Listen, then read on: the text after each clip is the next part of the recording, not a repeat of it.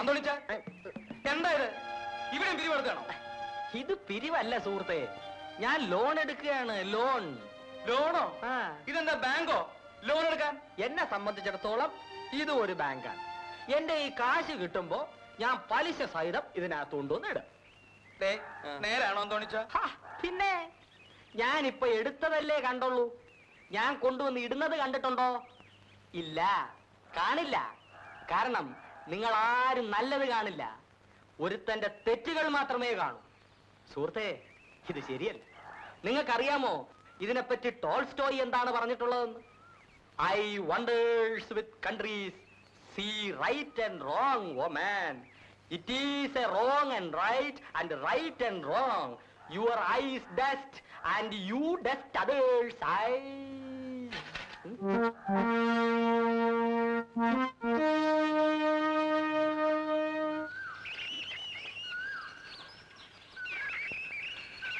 ഞാൻ സിസ്റ്ററെ ഒന്ന് കാണാൻ നിൽക്കുകയായിരുന്നു. എന്താ വിശേഷം? എവിടെയാ സിസ്റ്ററിന്റെ വീട്? കുറച്ച് അകലെയാ. അകലെ എന്ന് പറഞ്ഞാൽ? അടുത്തല്ല എന്നർത്ഥം. വീട്ടിൽ ആരൊക്കെ ഉണ്ട്? വേണ്ടപ്പെട്ടവരൊക്കെ ഉണ്ട്. വേണ്ടപ്പെട്ടവരെന്ന് പറഞ്ഞാൽ? നിങ്ങൾക്കിപ്പോ ഇതൊക്കെ അറിഞ്ഞിട്ടെന്ത് വേണം? സിസ്റ്റർ, ഞാനൊരു പുരുഷനാണ്, അവിവാഹിതനുമാണ്. സുന്ദരിയായ സിസ്റ്ററെ കണ്ടപ്പോൾ വിവാഹം ചെയ്താൽ കൊള്ളാമെന്ന് തോന്നി. സിസ്റ്ററുടെ വീട്ടുകാർ സമ്മതിച്ചാൽ? അപ്പോ എന്റെ സമ്മതം വേണ്ടേ? സിസ്റ്റർ സമ്മതിക്കുമെന്ന് എനിക്ക് ഉറപ്പാണ്. ഇല്ല, എനിക്ക് സമ്മതമില്ല. നിങ്ങൾ എനിക്ക് വെറുപ്പാണോ? എല്ലാ പെണ്ണുങ്ങളും ആദ്യമൊക്കെ ഇങ്ങനെയാണ്. മിസ്റ്റർ മര്യാദയ്ക്ക് പോകുന്നുണ്ടോ? ഇങ്ങനെയൊന്ന് പിണങ്ങി പോയാലോ? ചുമ്മാ പേടിപ്പിക്കാ സിസ്റ്ററെ. ഞാനൊന്ന് തൊട്ടെന്ന് വെച്ച് ഉരുകിപ്പോയൊന്നുമില്ലല്ലോ. അപ്പോഴേ പെമ്പിള്ളാരെ വഴി നടക്കാൻ അനുവദിക്കില്ലേ? അത് ചോദിക്കാം. നീ ആരാടാ? ഞാൻ ആരാണെന്ന് നിനക്ക് മനസ്സിലാക്കി തരണം.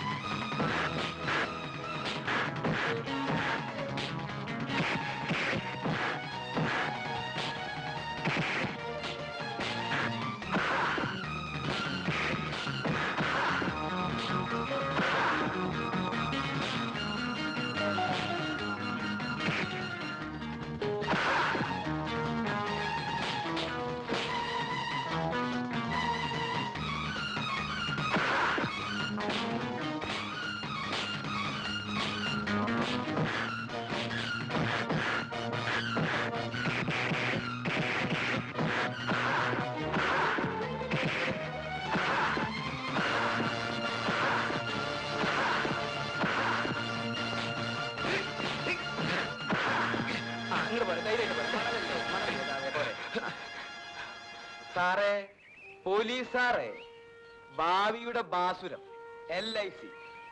ഞാൻ എത്രയോ പ്രാവശ്യം പറഞ്ഞതാ ഒരു പോളിസി എടുക്കുന്നു. എങ്കിൽ ഇപ്പോ ഈ ആപത്ത് ഘട്ടത്തിൽ അത് ഉപകരിക്കുമായിരുന്നു. ഒരു പോളിസി എടുക്കുക സാറേ. താങ്കൾ പോകുന്നുണ്ടോ? എന്നാ അങ്ങോട്ട് ചെല്ലേ. ഇയാൾക്കൊക്കെ ധൈര്യമായിട്ട് എടുക്കാവുന്നതാ. കയ്യിലിരിപ്പ് അതല്ലേ. ഞാനിപ്പോ പറയാന്നല്ലാണ്ട് വേറെ എന്താ ചെയ്യാൻ പറ്റുക?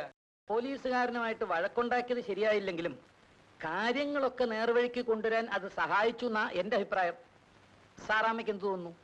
എവർക്ക് രണ്ടുപേർക്കും ഇഷ്ടമാണെങ്കിൽ കല്യാണം കഴിച്ചു കൊടുക്കുന്നതിൽ എനിക്ക് സന്തോഷമേ ഉള്ളച്ചു. അത് ഞാനൊന്നറിയാതെ എങ്ങനെയാ? ഇപ്പോഴേതായാലും അറിഞ്ഞില്ലേ? അമ്മച്ചി അറിയിക്കാൻ വേണ്ടി രണ്ടുപേരും കൂടി ആലോചിച്ച് കണ്ടുപിടിച്ച വിദ്യയില്ലേ ഇത്? പാവം പോലീസുകാരനെ അടിച്ച് പഞ്ചറാക്കി. ഏതായാലും സണ്ണിയും ലീലാമ്മയുള്ള വിവാഹത്തിന് എല്ലാവരും അനുകൂലമാണ്. ഇനി ലീലാമ്മയുടെ വീട്ടുകാരുടെ അഭിപ്രായം കൂടെ അറിയാനുള്ളൂ. അപ്പനും അമ്മ ഇവിടം വരെ ഒന്ന് വന്നിട്ട് പോകാൻ എഴുതിക്കൂടെ ലീലാമ്മേ?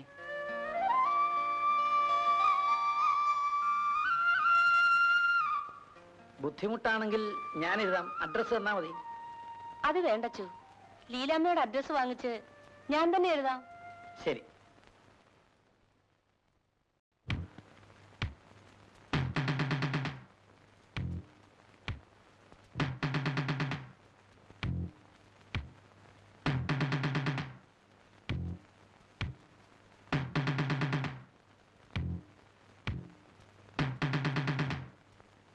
ആരാ?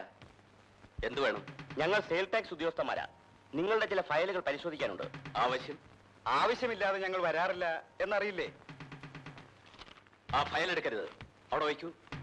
ഞങ്ങളെ തടഞ്ഞാൽ ഞങ്ങൾ പോലീസിൽ വിവരം അറിയിക്കും. അത് നിങ്ങൾക്ക് ബുദ്ധിമുട്ടാകും. അതുകൊണ്ട് ഞങ്ങൾക്ക് ആവശ്യമുള്ള റെക്കോർഡ്സ് എല്ലാം നിങ്ങൾ തരുന്നതായിരിക്കും നല്ലത്. അങ്ങനെയാണെങ്കിൽ നിങ്ങൾക്ക് ആവശ്യമുള്ളതെല്ലാം ഞാൻ എടുത്തു തരാം. അവറാച്ച, എന്തോ? അവറാച്ചൻ പോയി ഇവർ കുടിക്കാൻ എന്തെങ്കിലും ഏർപ്പാട് ചെയ്യുക. നിങ്ങൾ ഇരിക്കണം, ഞാൻ എടുത്തു തരാൻ പറഞ്ഞില്ലേ? ഞങ്ങൾക്ക് വേണ്ടത് ഞങ്ങൾ എടുത്തോളാം.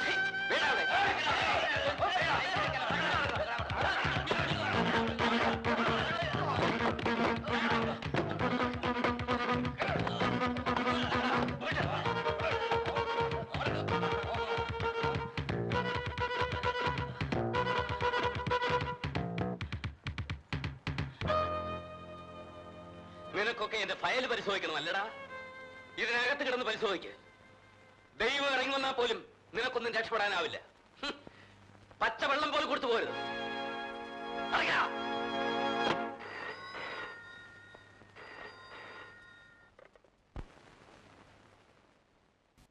Hello, Thampi here. മത്തായിച്ചനായിരുന്നോ? ഇതെന്ത് ചോദ്യമാണ് തമ്പി? ഇങ്ങനെ വരുന്നവരെ എന്ത് ചെയ്യണമെന്ന് എനിക്ക് നല്ലതുപോലെ അറിയാം. ഇല്ല, എന്തായാലും വിടുന്നില്ല.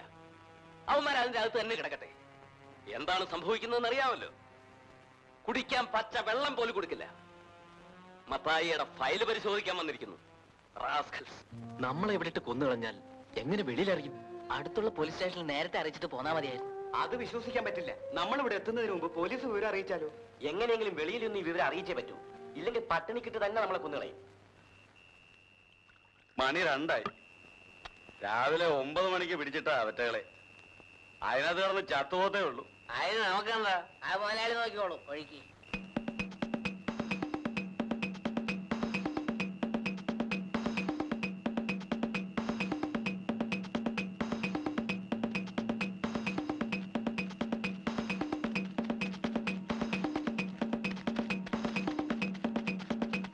മത്തായി മുതലാളി എന്ന് പറഞ്ഞ ആരാണെന്ന് നിങ്ങൾ ധരിച്ചു വെച്ചിരിക്കുന്നത്?